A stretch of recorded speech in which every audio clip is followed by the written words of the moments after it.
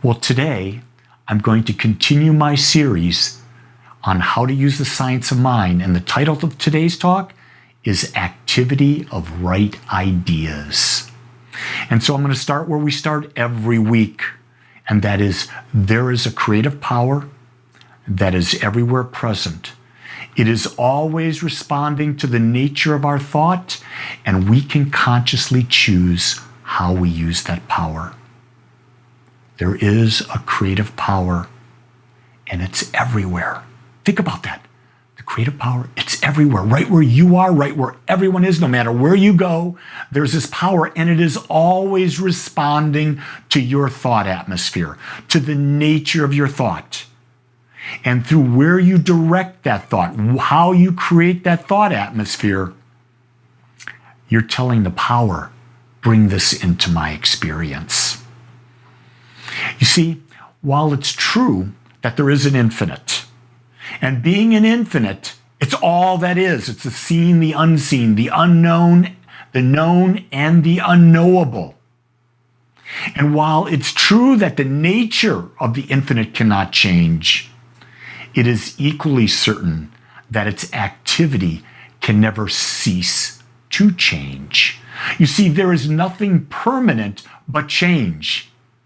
What the infinite does is it expresses its being in a particular moment. In other words, the infinite is forever shifting, shaping, becoming more, changing. It never expresses the same way. Why? Because it's infinite. It can express in infinite ways, and it's always doing it. And so what that really says is that change is eternal.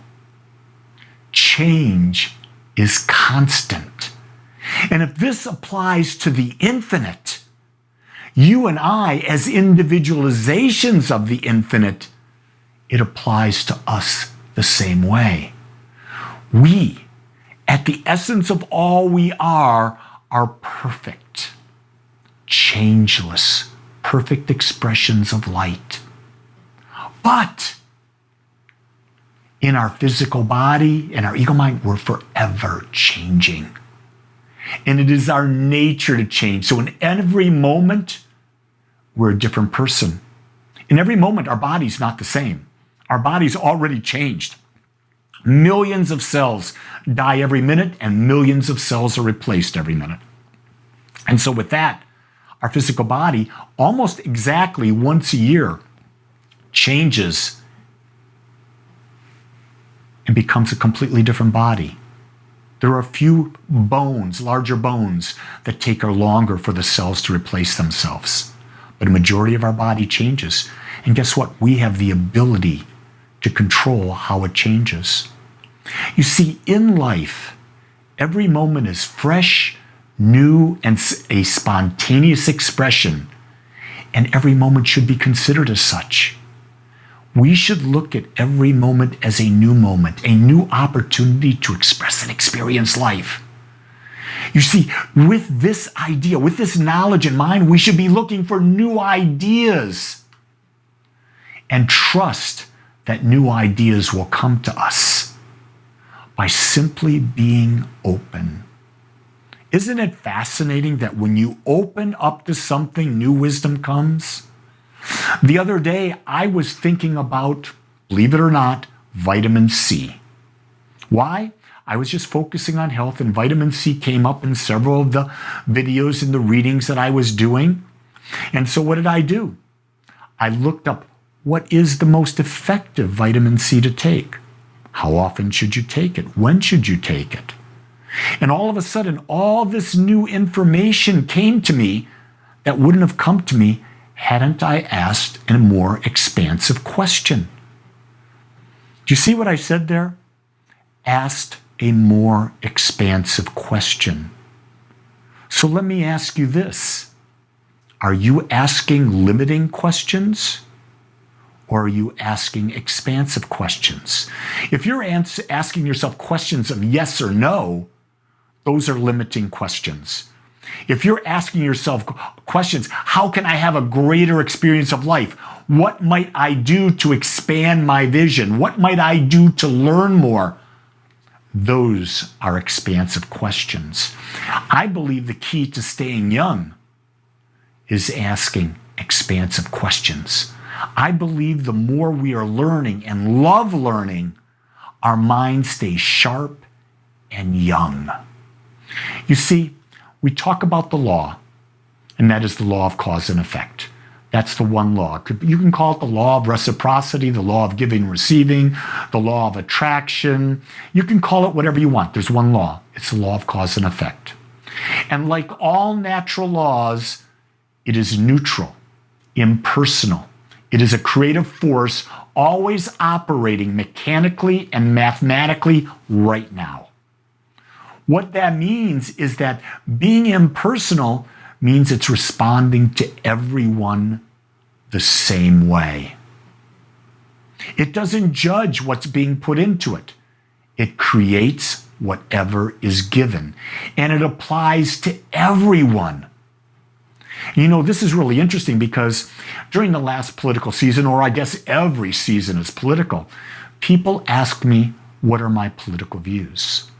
And I tell them this: I believe that every human being on the planet should be guaranteed equal opportunity.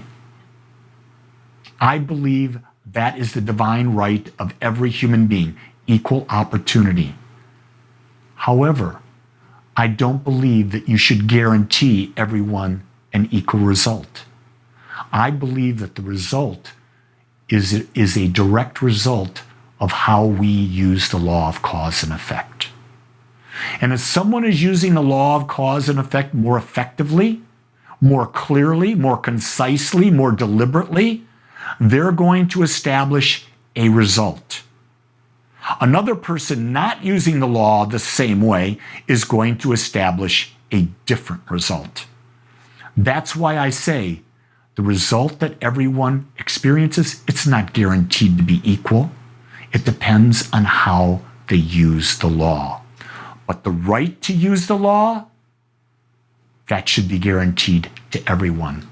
You see, when we become aware and understand that we're always using this law, we're always using this law, whether we're aware of it or not.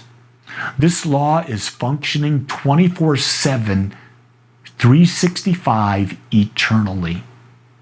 You may say, well, you know, for these 5 minutes, I'm going to go off. I'm not going to be conscious about it. I'm going to just go backwards. Well, the law picks that up and the law responds to that. It doesn't say what's right for Lee or what's wrong for Lee.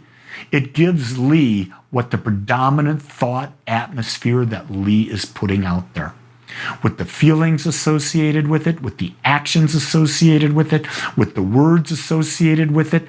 All of that forms my mental atmosphere, my beliefs, and the law takes it and says, yes, indeed, it is yours. You see, in the movie The Secret, they talked about just what are you thinking about? And you see, it's not that. It's your thoughts, words, actions, and your feelings that must be aligned.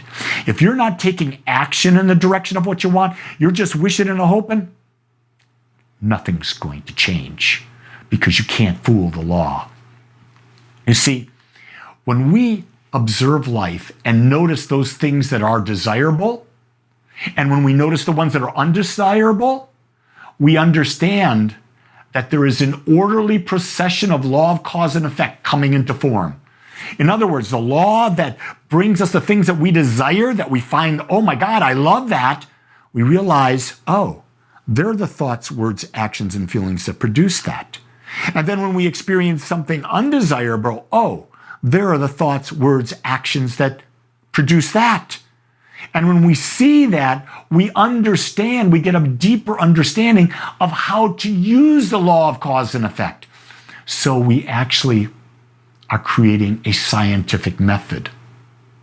We try something, we observe it, we analyze the result, we try something new, we observe it, we analyze the result, and we're forever what? Changing. We're adapting, aren't we? We're adjusting. Isn't that what science does? I think that's why Ernest Holmes called this the science of the mind. We're always going to be testing hypotheses, always. And see, that's the great thing. Use the hypotheses of the law of cause and effect and try it on greater and greater and greater scales. You see, this infinite mind, being the only creative force in the universe, finds each individual, you and I, a new and fresh starting point for its creation. Did you get that? Infinite mind finds you and I a fresh and new starting point. Why? Because each of us is different. There's no two people on the planet. There have never been two people on the planet that have been the same. So each of us is fresh and new. And it's a brand new starting point to create. And this infinite power that's everywhere, it responds to us freely, easily, and effortlessly. You see, the way to work with this law is to know that infinite intelligence is operating through our consciousness, through our awareness of it, the picture we are painting, how we're talking about it, how we're feeling about it, how we're acting on it, who we're associating with. I'll bring that in. The people we associate with can have a positive impact on us or a negative impact on us. Think about that in your life. When you're around certain people, who do you feel good with? When you're around other people, who do you not feel good with? Who do you feel trusting with? Who do you not feel yourself trusting with? Are you trustable? Can you trust yourself? That's a really good place to start. Are you a person whose word means something? Because if you are, you become a real conscious creator. If you can't be trusted, you're not a conscious creator. You're creating by accident or default. You see, this is a fascinating way to look at this creative power. Because there's only one creative power, to it, there is no big or small. The entire universe is an infinite mind knowing itself to be what it is and manifesting itself in various and infinite variations of itself. So everything is created by this one power. Did you get that? So there is no big or small. You've got the quark, what we call one of the smallest things we know as humans. You've got the galaxy, the universe, which is beyond description. And one power creates it all. So think about this. You and I, as practitioners, we must never assume responsibility for healing or demonstrating something in our lives. You see, we must know that the power, the responsibility for the demonstration is the creative principle that we are using. We are using the law of cause and effect. It is infinite. There is nothing it cannot do. It can do everything and anything. And the power to do that depends on the level of our belief. Here's a key thing. Get like-minded people together and use that power together consciously and watch how the power grows. That's what I do every day when I have my morning meditation group at 7 a.m. We establish a oneness, a light.